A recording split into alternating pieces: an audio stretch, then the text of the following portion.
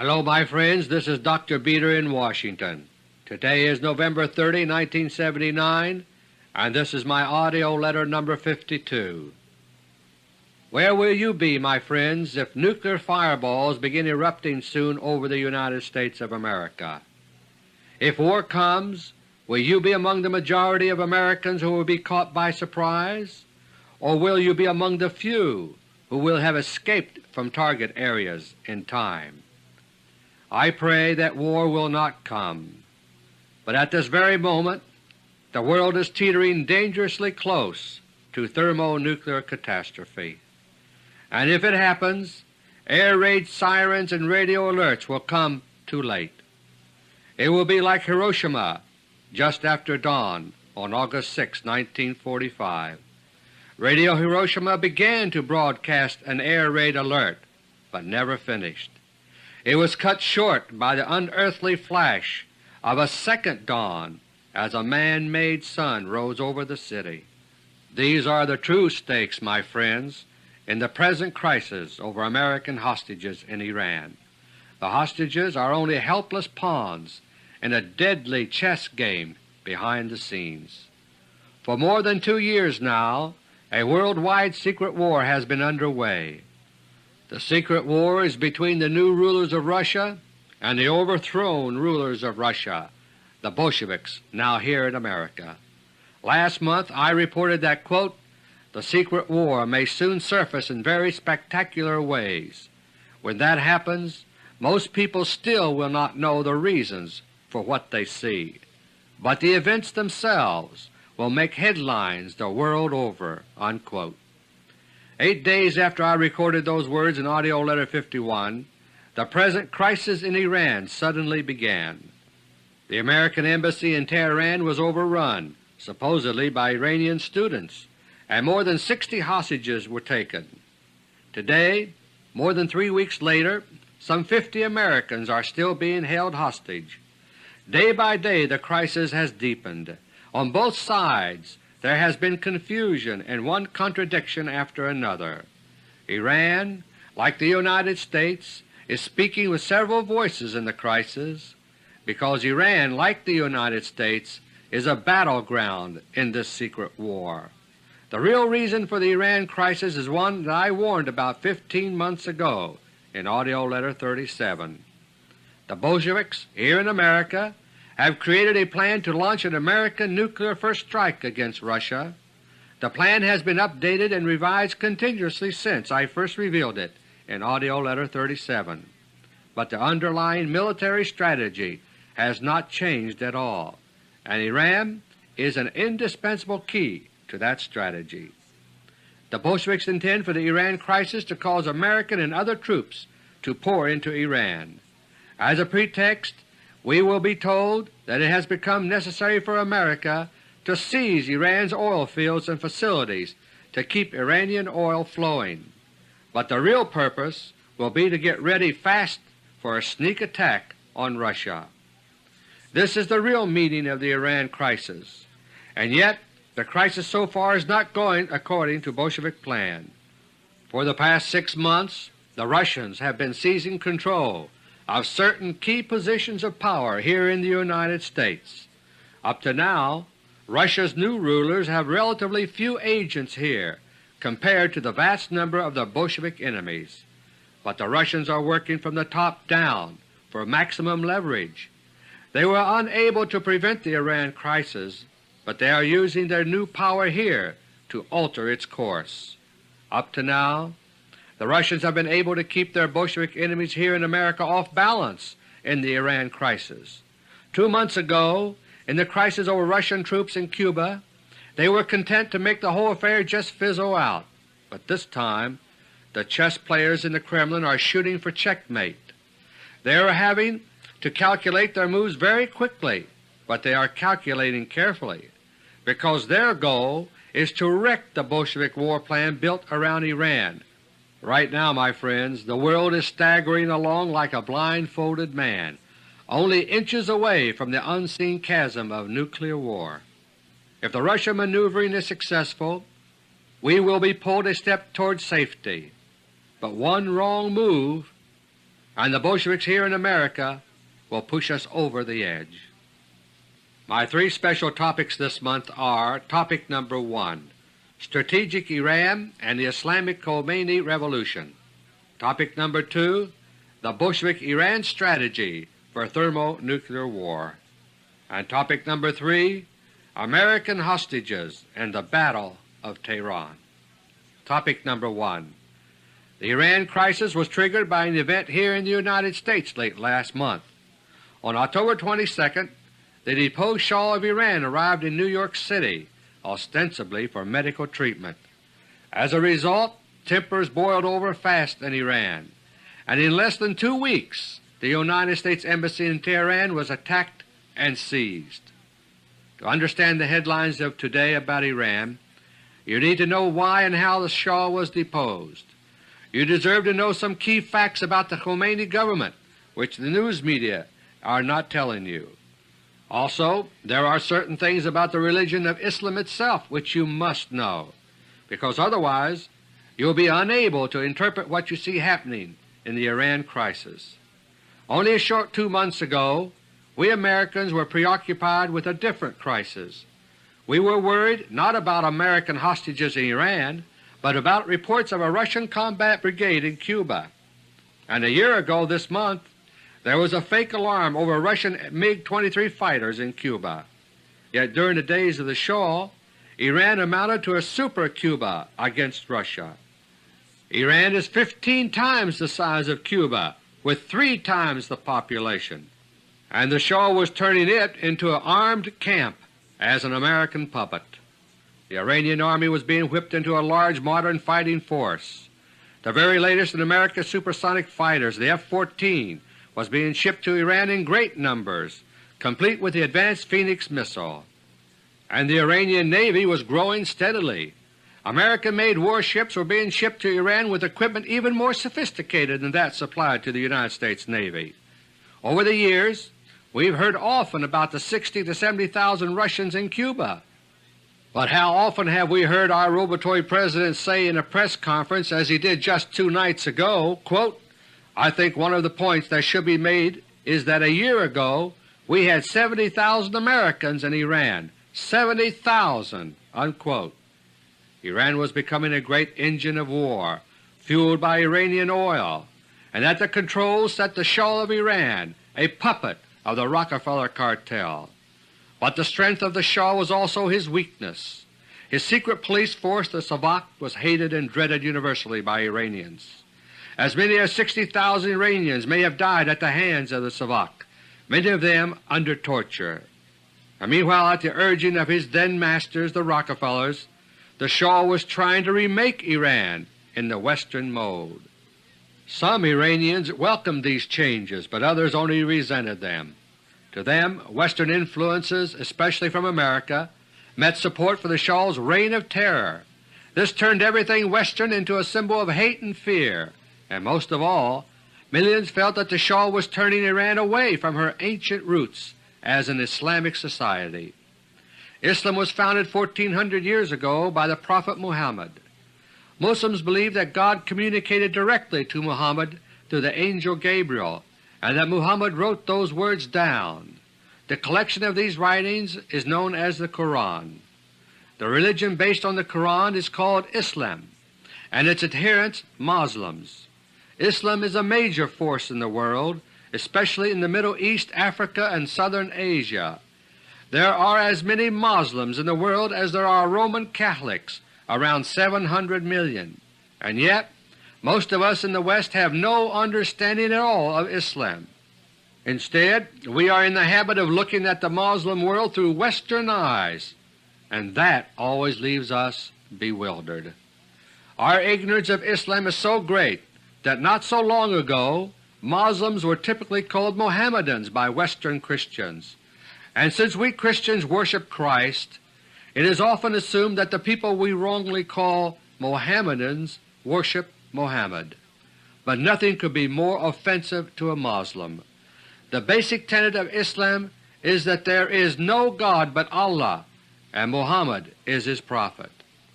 Allah is the Muslim name for God. Muhammad's memory is loved and revered, but he is not worshipped. The Quran, the holy book of Islam, is not a book of laws, nor is Muhammad thought of as a lawgiver like Moses. Instead, the Quran is an eloquent appeal to mankind, and especially to the Arabs, to obey the law of God. Over and over the Quran states that the law of God has already been revealed to the Jews and to the Christians.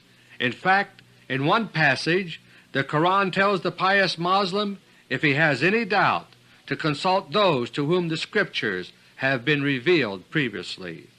Even so, it is a great mistake to expect Muslims to think in terms that are familiar to us.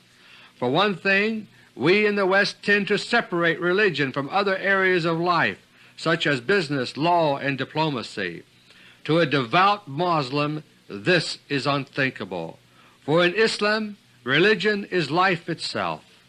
In the present crisis over Iran, several very important points of Muslim law and diplomacy are involved.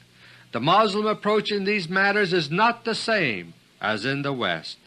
Instead, they have been derived down through the centuries from the Quran, from examples set by the Prophet himself, and from other sources. Once you become aware of these things, I think the Iran crisis may begin to take on a different appearance in important ways. I'm about to give you several important quotations from a highly authoritative book on these matters. It is titled Law in the Middle East, Volume 1 by Majid Kaduri, K-H-A-D-D-U-R-I, and Herbert J. Lebesny.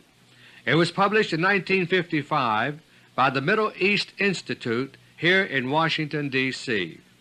First, in the West we generally think in terms of separation of church and state, but, quote, Islam, in contrast to Christianity, combined both the religious and civil authority in the hands of the head of the state, unquote. Before Islam was founded, the Arab world was a scene of continual fighting, intertribal warfare, with raids for robbery or vendettas, but, quote, Islam abolished all wars except the jihad, that is, the holy war, unquote. It had to be, quote, war that would spread the belief in Allah and make His word supreme over the world, unquote. No other kind of war was legally permitted. In addition, the jihad, quote, had to be conducted according to certain specific rules in order to be just. The violation of these rules deprived the jihad of its religious sanction and entailed punishment by Allah or the Imam, whether in this world or the next, unquote. The first of these rules is that, quote, the jihad was a required duty of the whole Muslim community, binding the Muslims en masse rather than individually, unquote. The second rule is that, quote, the jihad may be regarded as a doctrine of permanent war, unquote. But thirdly, quote, the jihad, though a doctrine of permanent war, did not necessarily mean continuous fighting. The objective of the jihad was not fighting per se, but the conversion of unbelievers to Islam. If means other than fighting were used, such as propaganda or persuasion, then the jihad duty was fulfilled. The essence of the doctrine was that the Muslims could not relax their effort to convert the unbelievers, unquote. And finally, quote, the validity of the jihad depended on the observance of certain rules. The Imam had to declare the jihad, to invite the unbelievers to adopt Islam before fighting began, and to agree to negotiations if they were requested by the enemy before actual fighting had taken place, unquote. Beyond these general rules, there is one more point of Islamic law which bears directly on the present Iran crisis. It has to do with the treatment of hostages. Quote, the system of taking human hostages to ensure the sanctity of treaties was followed by the Muslims. If the treaty were violated, however, the Muslims did not kill the hostages. If the Muslims started the war, the hostages were sent back home. But if the war was started by the other party, then the hostages were kept." Unquote.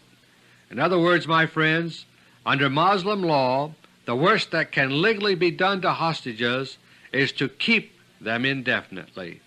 Their position as hostages cannot justify their being killed.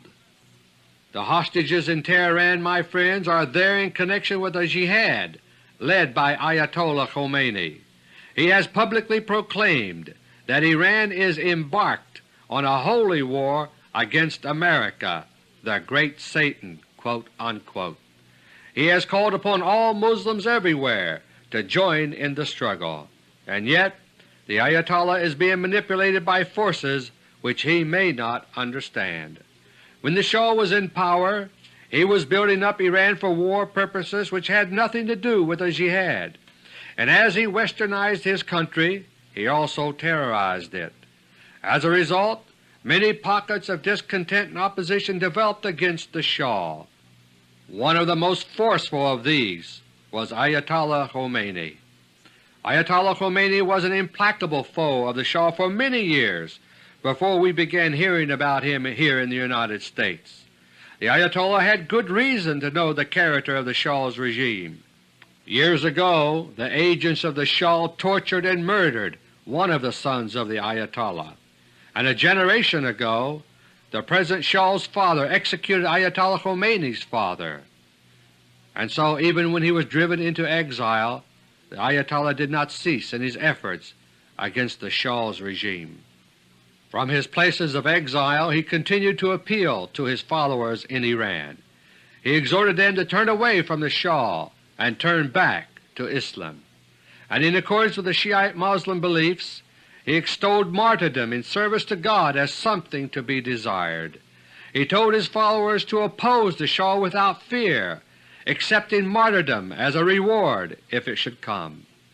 The Ayatollah spent 14 long years in exile, most of them without seriously threatening the Shah's regime. And yet early this year of 1979 Ayatollah Khomeini returned in triumph to Tehran. In less than a year's time a revolution had suddenly crystallized around him. The sudden rise in the Ayatollah's political fortunes took place for reasons he could never have suspected. It all began 2 years ago this month in November 1977. In mid-month the Shah of Iran made a sudden rush trip here to Washington, D.C., but news about the Shah's mysterious trip was practically lost in the headlines about another unexpected rush trip. It was the week of the trip to Jerusalem by Egypt's President Sadat. The two trips were closely related, as I revealed that month in AUDIO LETTER No. 28. 2 months earlier Russia had begun the rapid deployment of a secret arsenal of space weapons, her new Space Triad. The controlled Carter administration was reeling from the shock, but in November 1977 the sudden trips by Sadat and the Shah were the shaky beginnings of America's shift to a first strike strategy.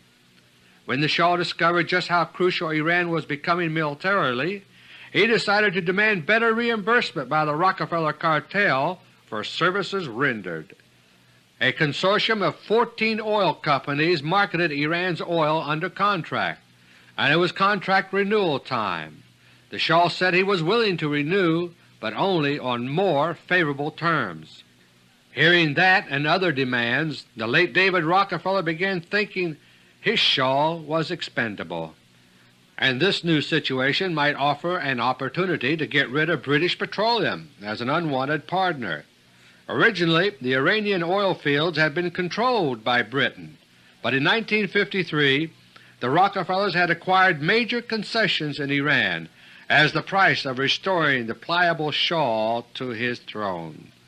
By 1977 BP was down to only a 40% share in Iran's oil, while the Rockefeller cartel controlled 49%. But as usual, David Rockefeller wanted the whole pie. British Petroleum was an arch-rival to be knocked out if possible, and so Rockefeller gave an assignment to what was then still his private detective agency, the CIA. They were to figure out how to get rid of the Shah in such a way that it would also knock out BP. But the CIA was also ordered to make sure that any plan they developed could also be used militarily. The CIA planners concluded that the only way to get rid of British petroleum in Iran would be to disband the consortium of oil companies. In other words, the Shah should be removed in favor of someone who would nationalize the Iranian oil industry. For decades the Rockefellers had made a specialty of reestablishing their own effective control over nationalized industries, as I have indicated in AUDIO LETTER No. 40 about Guyana and other tapes. As for the military factor, surprise had become the #1 consideration. In view of Russia's newly deployed space triad, most of the Shah's expensive weapons were no longer of much use. They could still be used in regional conflicts, but that was no longer of interest. Nothing mattered anymore except the ability to mount a surprise attack on Russia from Iran, and that would have to be done using secret weapons instead of the Shah's impressive-looking conventional weapons. So it was concluded that there was no military reason not to overthrow the Shah, and in fact overthrowing the Shah held out the possibility of greater military surprise against Russia. To do this, the new regime would have to be one that did not want to continue the Shah's military programs. That would cause a dramatic collapse of Iran as a highly visible military threat to Russia. But it was also essential that whoever followed the Shah be less efficient organizationally than the Shah. This would allow covert activities to continue in Iran without the new regime being aware of it. The CIA then carried out a search for a candidate individual or group to replace the Shah. They were not looking for a puppet this time. Instead, the concept was to find someone having certain characteristics who could be maneuvered without their knowledge into serving the intended purposes. The search ended by identifying Ayatollah Khomeini. He fit the profile of desired characteristics. He was violently anti-Shah. His position as a religious leader provided an ideal base for political power, yet his group was weak organizationally and lacked administrative experience. Even the Ayatollah's fascination with martyrdom looked ideal to the war planners, because the government of Ayatollah Khomeini is to be sacrificed to a military purpose. It is Guyana all over again, but on a grand scale. 1 year ago this month, as I reported in AUDIO LETTER No. 40, the deliberate mass human sacrifice at Jonestown had a military purpose. It was to achieve surprise and the destruction of the secret Russian missile base about which I had warned publicly for over 4 years. This time human sacrifice in Iran is intended to lead to the destruction of Russia herself. And so after a dozen years in obscurity, the cause of Ayatollah Khomeini suddenly started picking up steam. In countless ways the CIA began multiplying Khomeini's impact in Iran. Cassette tapes of the Ayatollah's fiery speeches flooded the country. Photos of the Ayatollah began to multiply, becoming a rallying point for opposition to the Shah, and covert CIA agents began organizing the pro-Khomeini opposition to the Shah into a potent political force. And in the process the powerful Bolsheviks here in America were able to put some of their own agents close to the inner circles of Ayatollah Khomeini. In August 1978 I alerted my listeners that the rioting in Iran was a serious threat to the Shah's regime. 4 months later, in AUDIO LETTER No. 41, I reported that none other than the Shah's former supporters, the Rockefeller cartel, were causing his troubles. By early the following month, January 1979, the Shah's regime was visibly falling apart. The Deputy to General Alexander Haig, the NATO commander, was then sent to Iran on orders from Washington. There he met with top Iranian military leaders. Following orders, the NATO Deputy Commander, Major General Robert E. Heiser, talked Iran's military out of staging a coup d'etat. Washington's unstated purpose in ordering General Heiser to Iran was to clear the way for Ayatollah Khomeini. The old Hegelian principle of thesis, antithesis, and synthesis was at work. Step 1. Remove the powerful Shah. Step 2. Replace him with an interim straw man, the unpopular Bakhtiar government. And Step 3. Allow this weak straw man to be knocked down by Ayatollah Khomeini. But the Rockefeller cartel was afraid the Iranian military would substitute their own Step 3. The military wanted to set up a stable, moderate pro-West regime. The CIA First Strike planners wanted anything but stability in Iran, and so the Iranian military leaders were talked out of staging a coup. Later on they were tried for treason and executed by the Khomeini government. On January 16, 1979, the Shah fled from Iran. Barely 2 weeks later, on January 31, the Ayatollah made his triumphal return to Tehran. The unseen, unsuspected CIA support for the Islamic Khomeini Revolution had done its job. That is what CIA Director Stansfield Turner meant in a statement he made only 4 days later on February the 4th. On the ABC television news program Issues and Answers, Turner said, quote, "I would suggest even Ayatollah Khomeini didn't realize how well his force was moving along." Unquote.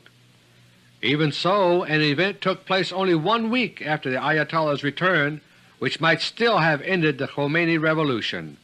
When the old man and some aides came out the door of the Khomeini headquarters on February 7, 1979, an assassin was waiting.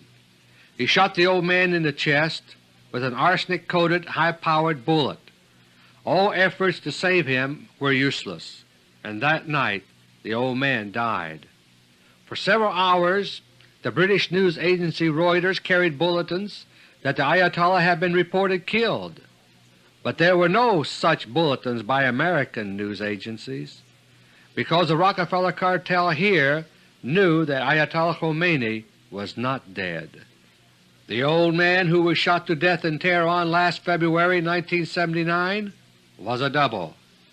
He was a devoted Shiite follower of his beloved Ayatollah Khomeini. He knew, like everyone else in the Khomeini inner circle, that efforts would be made to assassinate the Ayatollah. But as a devout Shiite Muslim, the double welcomed the prospect of martyrdom as a sacred privilege, and so he willingly gave his life to ensure the success of the Islamic Khomeini revolution. And as we all know, the revolution did succeed. But the cruel fact is that it was secretly helped along by satanic forces who planned to undo it all. They planned to martyr the entire Khomeini government as they set off thermonuclear war. Topic number 2. The present crisis in Iran is the outgrowth of the CIA plan set in motion 2 years ago by David Rockefeller. But the 4 Rockefeller brothers did not live to see their war plans carried out. Instead, the remains of Rockefeller power are being carved up today by 2 bitter enemies on the world stage. They are the joint heirs of the situation created in Iran by the CIA, and now they are both struggling for control in the Iran crisis. As the Shah of Iran was being overthrown in the early days of 1979, the Rockefellers were being overthrown here in America. Just 10 days after the Shah fled from Iran, Nelson Rockefeller was murdered in New York City. It was the beginning of a Bolshevik coup d'etat against the Rockefellers. The Bolshevik purge here in the United States continued out of the public eye. By late February 1979, the new Khomeini regime was taking hold in Iran, and at the same time the Bolsheviks were taking control here in America. When these changes were taking place, there were headlines about Iran, but no hint of the Bolshevik coup here in the United States. As they picked up the reins of Rockefeller power and CIA planning, the Bolsheviks were in a hurry. The Bolsheviks are being expelled from their former positions of power in Russia, and they want to get even. They were trying to trigger a Middle East war by mid-May 1979 on the way to a nuclear first strike against Russia. And at the same time they were planning to throw the world's 700 million Roman Catholics into their war against Russia. The Bolsheviks were planning to set off what was to be known as the Pope's Revolution in Eastern Europe. I gave the details of the plan in AUDIO LETTER No. 42. The key to the plan was to be the papal visit to Poland on the 900th anniversary of the martyrdom of St. Stanislaus. For a while the Bolshevik war plans were moving fast, but around Easter 1979 the Russians began intervening here in the United States. They began deploying their organic robotoids, as I first revealed in AUDIO LETTER No. 46. Using them in the Middle East shuttles I described that month, the Russians prevented a Middle East war in May. Likewise, they were able to spoil the Bolshevik plan for a Pope's revolution. In early May, the Russians began eliminating Bolshevik influence in the Vatican, as I reported in AUDIO LETTER No. 46, and the Pope's visit to Poland was rescheduled for June. By then the emotion surrounding St. Stanislaus Day had cooled off and there was no trouble. Ever since that time the United States has been a battleground in a secret war between the Russians and the Bolsheviks here. Over the months I have been keeping you informed about these developments. The Bolsheviks here are still trying to find a way to throw America's military power at Russia in a knockout punch. Russia's new Christian rulers are countering by a campaign to disarm the United States, starting with the SALT II Treaty. As of now, both sides, the Russians and their Bolshevik enemies, exert great power here in the United States. Russian power here is based on their agents, both human and robotoid, in top positions of power. But the Bolsheviks began infiltrating our land 30 years ago. Today they are in every nook and cranny of America, especially the military. So the Bolshevik strategy now is to find ways to circumvent Russia's control at the top. In AUDIO LETTER No. 46 I revealed how Russia prevented a Middle East war in May by means of secret Middle East shuttles. But I also revealed that their shuttles involving Iran were meeting with complete failure. Unknown to Ayatollah Khomeini, Iran was and still is swarming with Bolshevik Zionist agents, and they have been able to keep Russia virtually locked out of Iran up to now. Even so, just over 2 months ago Russia did succeed in establishing a way to monitor what goes on around the Ayatollah. Doing this had become a top priority for Russia. Russian intelligence agents had uncovered evidence that the Bolsheviks here in America were once again moving fast toward war. Once again the Bolsheviks were working toward a nuclear first strike against Russia, and just as before, Iran was to be used somehow as the key to the plan. But the Russians did not know exactly how Iran was to be used until late September 2 months ago. By the time Russian intelligence had pieced it all together, there was no time to be lost. The joint Bolshevik-Zionist war plan called for a sequence of events to begin on November 20, and once it began, the chain reaction toward war was designed to be very hard to stop. As of late September 1979, the new Bolshevik war plan consisted of 6 major steps. Step 1 was to be a series of incidents beginning in Saudi Arabia during the annual pilgrimage to Mecca. The incidents were being designed by the Bolshevik Zionists to inflame Muslim rage against the United States and Israel. Step 2 was to be the American Embassy takeover in Tehran. Bolshevik Zionist agents in Iran had been feeding the resentment of the Iranian militants against the embassy, and under the cover of generalized rioting against the United States and Muslim countries, the embassy takeover was to be staged in Tehran. At the same time, the plan was for Saudi Arabia to be growling with rage at Israel over the incidents.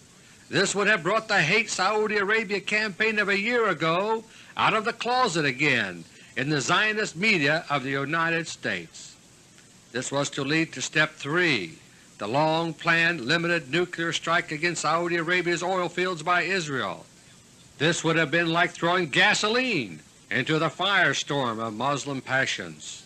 700 million Muslims would have united in the spirit of the Jihad, the Holy War, and against this backdrop the Bolshevik Zionist plan was to carry out Step 4, the slaughter of the hostages in Tehran. In Topic Number 1, I explained how any such slaughter is forbidden by Islamic law. But we Americans, knowing nothing about Islam, would have automatically blamed the Khomeini government. And with American bodies coming home from Iran, like they did 1 year ago from Guyana, we would have cried out for revenge. In Step 5, the Bolsheviks here in America were planning to bring about a sudden, no-notice mass deployment of American troops and equipment to Iran. The Bolsheviks have figured out how to do it without approval from the top, where it would be vetoed by Russian agents here in America. Once the troop deployment was underway, the Bolsheviks believed it would be impossible for Russia to stop without herself triggering nuclear war, and under the cover of deployment, first strike preparations would be rushed ahead by the Bolsheviks. Step 6 was to be the actual nuclear attack on Russia. This too is to occur without approval from top levels of the United States government. The military strategy of the attack plan is still basically as it was when I recorded AUDIO LETTER 37. The main difference now is that China's western provinces are not available to the Bolsheviks in power in the United States, so Russia's Cosmosphere installations in central Siberia are targeted by the United States missiles in northern Australia, which I revealed in AUDIO LETTER 42. As I also explained in AUDIO LETTER 42, American war planners believe incorrectly that they can succeed in getting the missiles launched. It was not until late September that the Russians were able to piece together their intelligence and deduce this total plan. By then, the destabilization incidents in Saudi Arabia were less than 2 months away on the Bolshevik war timetable, and it was clear that some of the forces in the Bolshevik plan had already been set in motion irrevocably. Iranian militants in Tehran were already being inflamed against the United States Embassy, and the provocations in Saudi Arabia were tied directly to the Muslim calendar. The situation was like a nightmare replay of the artificial troops in Cuba crisis of 2 months ago. Forces had been set in motion which the Russians could not hope to stop altogether. The Russians could see only one way to block the fast-moving Bolshevik war plan. That was to do as they had done 2 months ago in the Cuba flap, that is, to preempt parts of the Bolshevik plan. And that, my friends, is what they are doing now in the Iran crisis. Meanwhile, their Bolshevik Zionist enemies are trying to revise their own plans and still set off nuclear war. In the secret war between the Russians and the Bolsheviks, Tehran is now the decisive battleground. Topic number 3. In the Battle of Tehran, the Russians are trying to make a shambles of the sequence of events planned by the Bolsheviks. The Bolshevik plan is to destroy Saudi Arabia's oil fields, whereas Russia is doing everything possible to prevent that. On the other hand, Iran's oil fields are to be used by the Bolsheviks as a pretext for flooding American and other troops into Iran in the preparation for the first strike. To prevent that, Russia plans to disable Iran's oil fields with airstrikes of her own if it becomes necessary.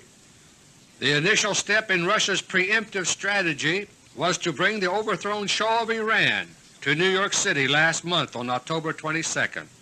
To do this, the Russians used their robotoid doubles for the late David Rockefeller, Henry Kissinger, and others whom I have identified in other tapes.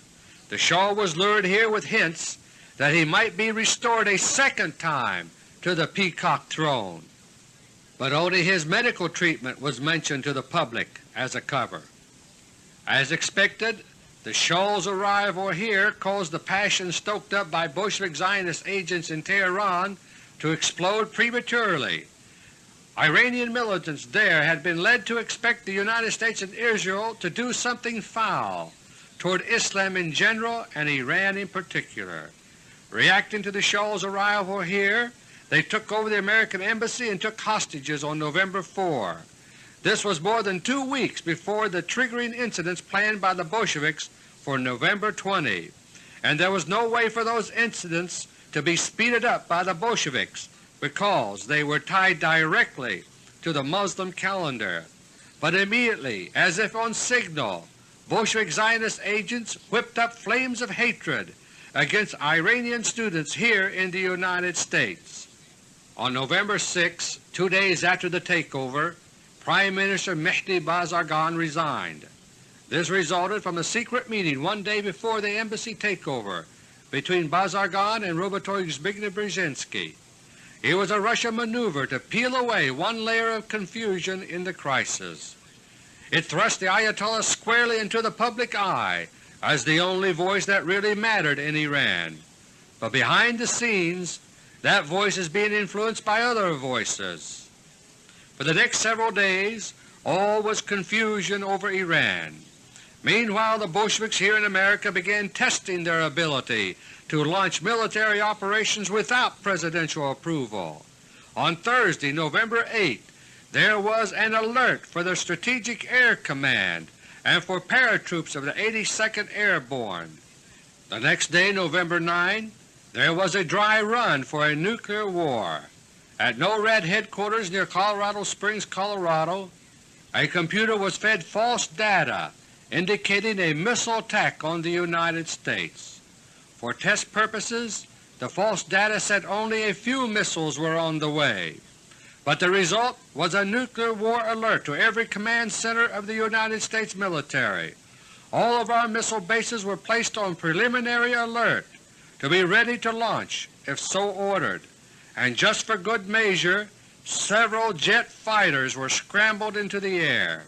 For 6 minutes, the NORAD computer was preparing for a nuclear war. The computer thought it was a real attack, but there was no notice to the President, to the Secretary of Defense, or even to the Joint Chiefs of Staff, much less air raid sirens. Then the test was terminated. The Bolsheviks were satisfied. It had been a complete success. But it was not overlooked by the Russians. 3 days later, a similar test took place involving troops. In the pre-dawn hours of November 12, certain paratroop and other units were suddenly mobilized without previous warning. Within hours, they were converging for exercises at Fort Hood, Texas. Some 2,700 soldiers were involved, drawn from the groups which the Bolsheviks here intend to deploy to Iran. Like the NORAD war test, the Fort Hood exercise was actually set in motion without top-level approval, and once again the Bolsheviks were completely satisfied. In addition, American troops have already been deployed secretly to forward positions in the Middle East. For example, over 2,000 American troops have recently landed on the Omani island of Mazira in the Arabian Sea. On November 11th, my friends, the war words began heating up. That day Ayatollah Khomeini stirred Iran with a fiery speech. To the ears of Shiite Muslims it was a speech of dedication, but to Western ears it may seem to be an echo of the Guyana suicide rehearsals of Jim Jones. The Ayatollah said, quote, "We are a nation of 35 million, and many of these people are looking forward to martyrdom. We will move with the 35 million. After they have all been martyred, then they can do what they want with Iran." Unquote. The next day, Robotoy Jimmy Carter announced a reverse oil embargo against Iran. The Bolshevik plan to send troops to Iran is built around creating a public impression that Iranian oil is essential to us, which of course it is not. So to undercut that Bolshevik ploy, it was announced that the United States refuses to buy any more oil from Iran. The same day, November 12, Russian Cosmospheres were reacting to the Bolshevik triggering of exercises at Fort Hood.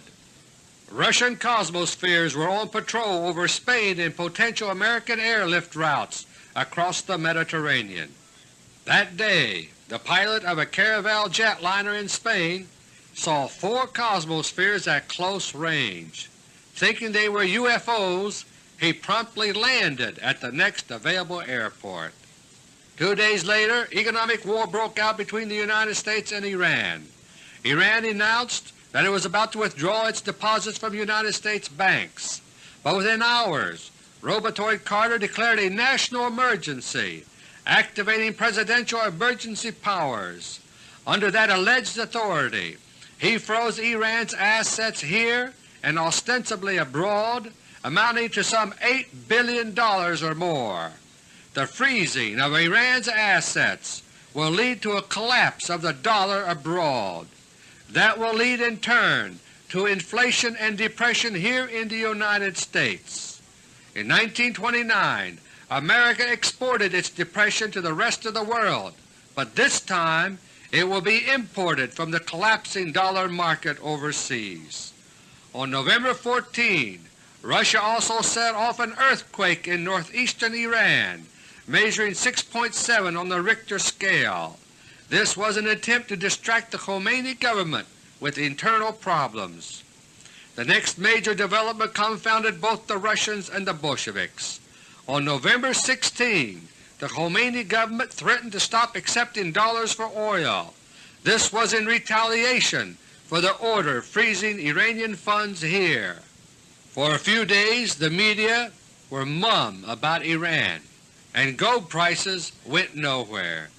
Having detected no particular reaction to their threat, the Iranians decided to abandon their threat for the moment about not accepting dollars. It was the lull before the storm. The Iranian militants released 3 hostages on November 19 and 10 more on November 20. But as for the rest, the Ayatollah said, quote, "Spying has been proven by evidence," unquote. November 20, my friends, was the fateful day in the original Bolshevik plan. It was the beginning of year 1400 in the Muslim calendar. It was the beginning of the month of Muharram, of mourning for martyrs for the Shiite Muslims of Iran, and it marked the start of the annual Muslim pilgrimage to Mecca, Saudi Arabia. In early October, Russia had alerted the Saudis through discreet channels in Kuwait to expect trouble during this year's pilgrimage. As a result, the Saudis deployed 17,000 security men in Mecca, Medina, and Jeddah. The Russians also warned the Saudis that the incidents, whatever their nature, would be coupled with evidence of American and Israeli involvement. The Saudis were warned that this was a trap designed to lure Saudi Arabia into a threatening stance toward Israel. The very survival of Saudi Arabia would depend upon the Saudis turning the other cheek, discounting these rumors, and managing the news.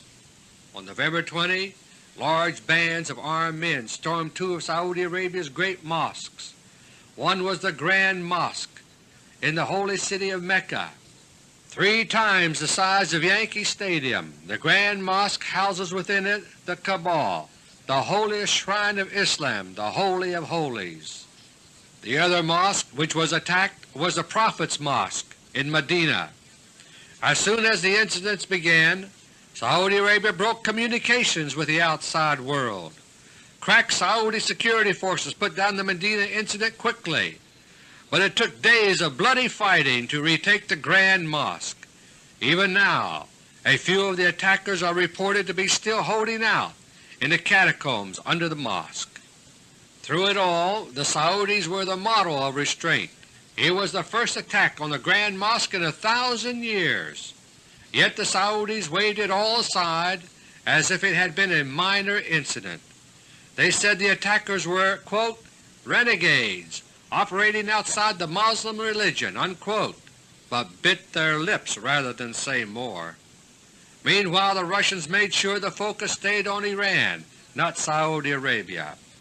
The evening of November 20, the robotoid Carter suddenly hinted broadly at possible military action against Iran.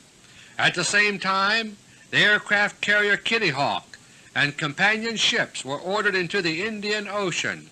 There, over the horizon, they will reinforce the carrier Midway and associated ships already there.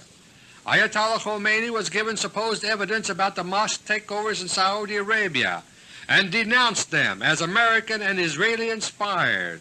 Anti-American Muslim riots erupted in several countries.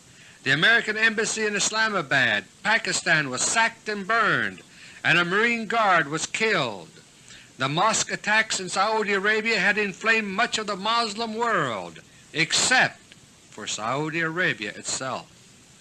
The war of words continues between Iran and the United States. On November 22, the Ayatollah called it a conflict, quote, "between Islam and the heathens," unquote, or in other words, a jihad. On November 26, robotoid Carter declared the United States will discuss nothing at the United Nations except the hostages, and Ayatollah Khomeini said Iran's 20 million youths should take up 20 million rifles and prepare to fight. The next day the Ayatollah announced that the hostages will be tried. Meanwhile, the insurgents at the embassy said that the embassy is now wired with explosives. The White House announced a pullout of non-essential State Department personnel from 11 Muslim countries, and that day a Richter 7.3 earthquake provided new distractions for the Khomeini regime. The Battle of Tehran between the Russians and their Bolshevik Zionist enemies is building toward a climax. The Russians are convinced that the hostages are already doomed to die by their Bolshevik Zionist captors, who control the situation in the embassy and who are not true Muslims. Because of this, the Russians are prepared to take military action in Iran to block any successful Bolshevik Zionist military actions there. The stage is now set for war, leading to nuclear war. But, my friends, we should reflect for a moment on how it all began. In recent weeks we have heard continually about diplomatic immunity. We are hearing that it is a terrible crime that the United States Embassy has been captured, and yet the Rockefeller cartel captured their entire country. Is that not a crime too? In an audio letter several years ago I stated that the real Shah of Iran was Richard Helms, then Ambassador to Iran. Having been formerly Director of the CIA, Helms was operating under the cloak of diplomatic immunity in Iran. He was in league with the forces that were holding all of Iran hostage and torturing and killing thousands of Iranians. My friends, what we need today is not immunity but accountability of everyone. We need to be rid of intrigue and maneuver, whether by Bolsheviks, Zionists, Russians, or anyone else. We need a return to fair play and a restoration of honesty and trust.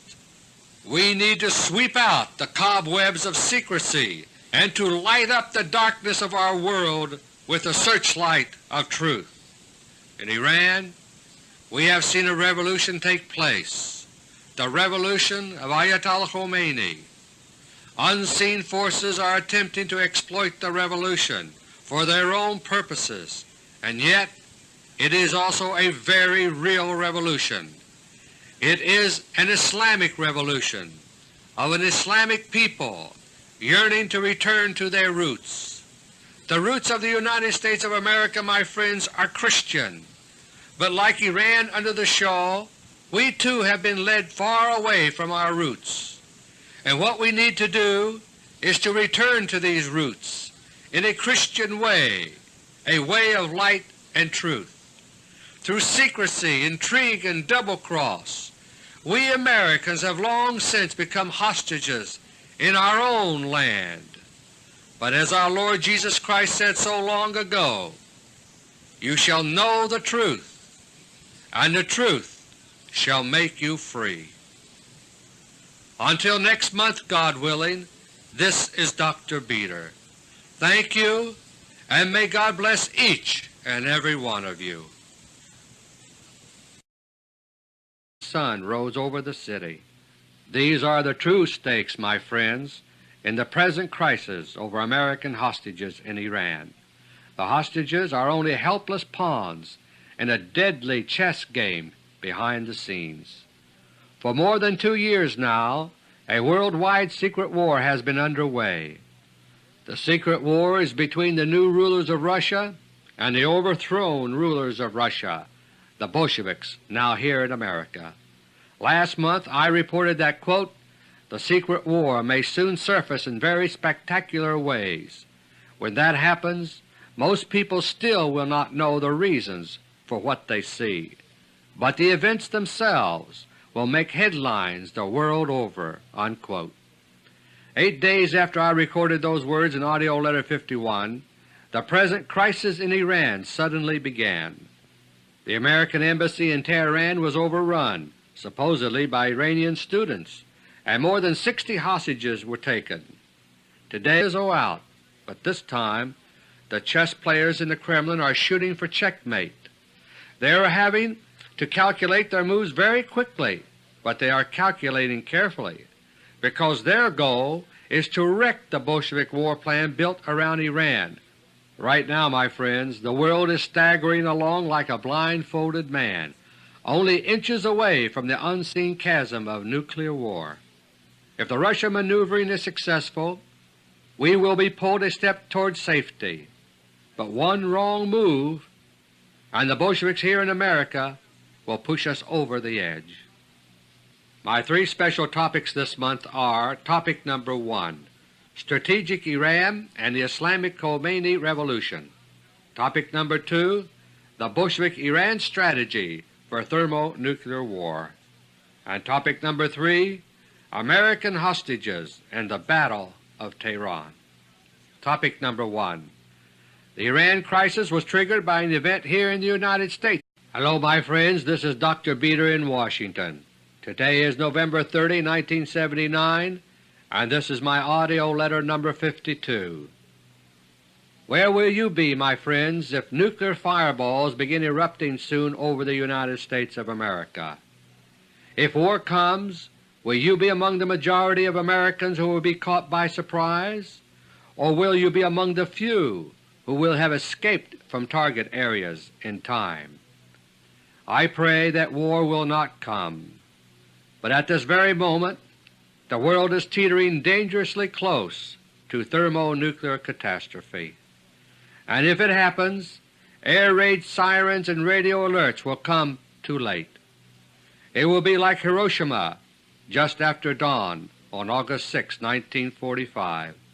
Radio Hiroshima began to broadcast an air raid alert, but never finished.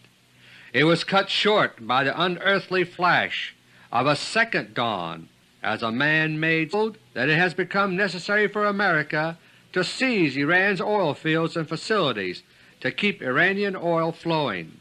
But the real purpose will be to get ready fast for a sneak attack on Russia. This is the real meaning of the Iran crisis, and yet the crisis so far is not going according to Bolshevik plan. For the past 6 months the Russians have been seizing control of certain key positions of power here in the United States. Up to now, Russia's new rulers have relatively few agents here compared to the vast number of the Bolshevik enemies, but the Russians are working from the top down for maximum leverage. They were unable to prevent the Iran crisis, but they are using their new power here to alter its course.